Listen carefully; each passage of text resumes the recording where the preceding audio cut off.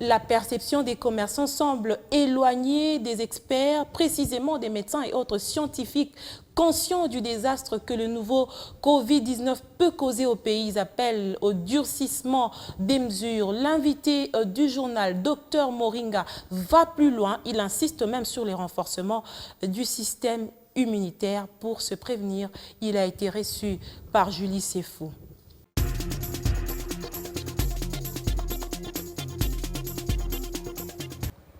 La RDC, comme beaucoup de pays au monde, fait face à un ennemi commun qui est le coronavirus. Visiblement, avec la propagation fulgurante de cette maladie, le pays ne pourra pas faire face au cas où la propagation prenait vraiment de l'ampleur. Qu'est-ce qu'il faut faire? Il faut peut-être prévenir ou encore renforcer des mesures de sécurité. Alors, pour en parler, nous avons avec nous le docteur Jean-Claude Roger, diététicien. Vous êtes spécialiste de la moringa. On vous appelle beaucoup plus docteur Moringa. Bienvenue. Bonjour Madame Sefou. Alors, déjà, on est surpris par cette forme de Covid-19. En effet, c'est que depuis le 18 mars à 20h30, mais à 18h40 heure GMT, l'Organisation mondiale de la santé fait une déclaration, dit que le nouveau coronavirus, et il lui donne le nom de Covid-19. Cela sous-entend que le corona était déjà connu. Mais le Covid-19, cette nouvelle appellation, lui, il découvre, l'Organisation mondiale de la santé découvre que nous sommes sur un vecteur différent et un virus pathogène différent du précédent. On se retrouve maintenant face à une maladie qui dépasse l'entendement. Ils ont déclaré le 18 mars à 18h40 qu'il ne s'agit pas d'épidémie, mais qu'il s'agit de pandémie. Ouais. Donc, mais ce qui me surprend le plus, c'est que certaines personnes prennent ça pour une plaisanterie. Il se base sur la vitesse de la contamination. On a l'impression en RDC que c'est à peine 45 personnes, alors qu'on parle de cette épidémie depuis le 8 mars, le 10 mars officiellement. Aujourd'hui, on parle de 40 cas au Congo.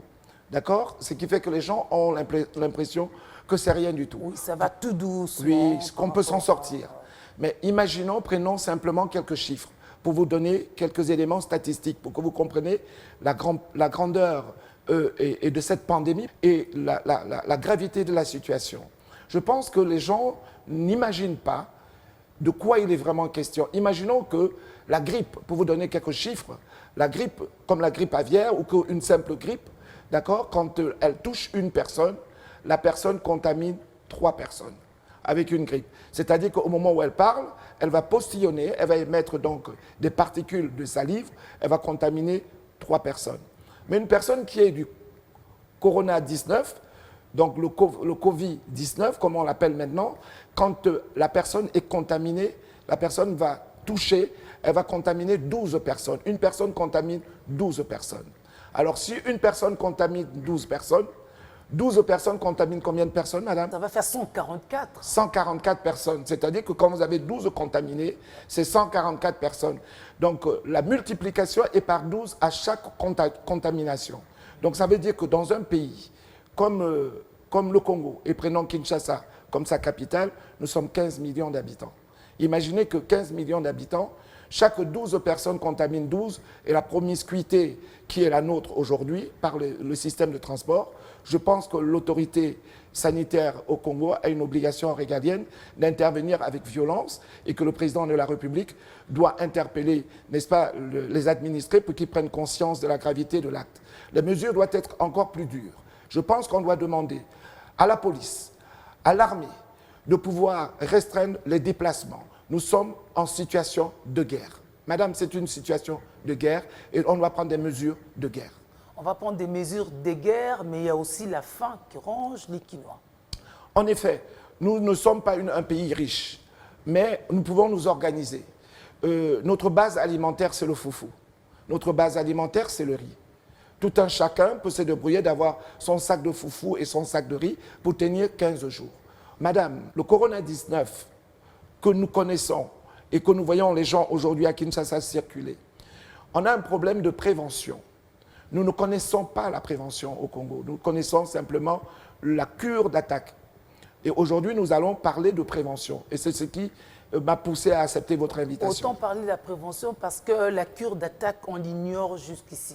Alors, la première des choses, ce sont des précautions d'usage de premières mesures, c'est-à-dire se laver les mains, c'est-à-dire avoir un gel hydroalcoolique pour se nettoyer les mains, garder une distance entre un individu et un autre de 1 mètre, mais cela ne résout pas porter un masque et ne pas sortir de la maison. Mais cela ne résout pas tout le problème. Parce que ce sont des préventions en fait qui ne sont pas spécifiques. Non, c'est basique, mais je pense qu'au Congo, nous avons une grande promiscuité, nous vivons très proches les uns des autres.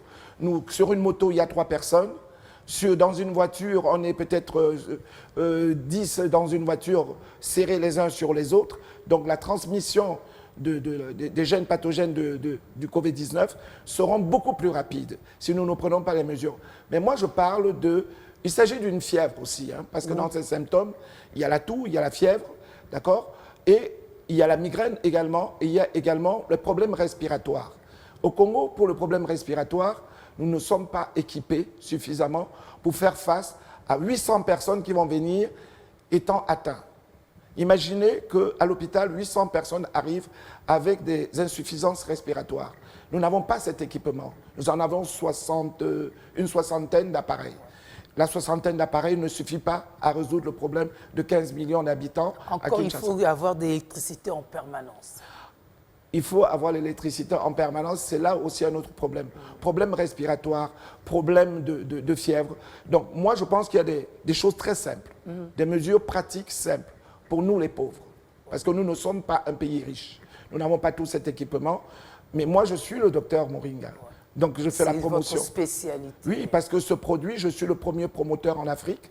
Donc, dans mes plantations à l'extrême nord du Tchad, j'ai fait venir d'urgence, il y a déjà 10 jours, suffisamment de stock pour pouvoir donner aux gens, à vil prix, une petite quantité à chacun pour qu'ils puissent faire son infusion. Ça augmente l'immunité, c'est-à-dire que vous allez prendre des vitamines, parce qu'il faut savoir que quand on a la fièvre, la première réaction d'un médecin, c'est de vous prescrire, n'est-ce pas, des vitamines pour augmenter vos défenses immunitaires. Et dans le produit Moringa, il y a 14 vitamines, et les 14 vitamines que le corps a besoin pour se prémunir et de ne pas, vous savez que et de ne pas tomber malade. Vous savez que un petit enfant est venu me voir, il avait la fièvre depuis 2 ans.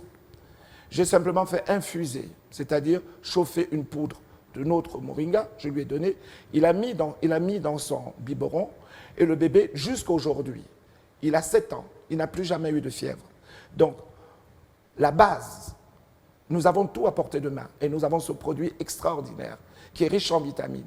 Il y a les 14 vitamines dans la Moringa, et nous disposons de stock pour faire face aujourd'hui, pour aider certaines personnes.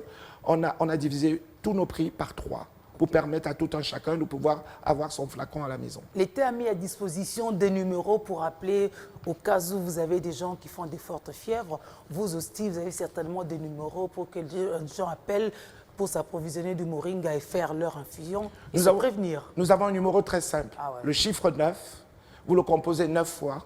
Vous composez le 1, le 8 et le 00. 9, 5 fois, 1, 8 et 00.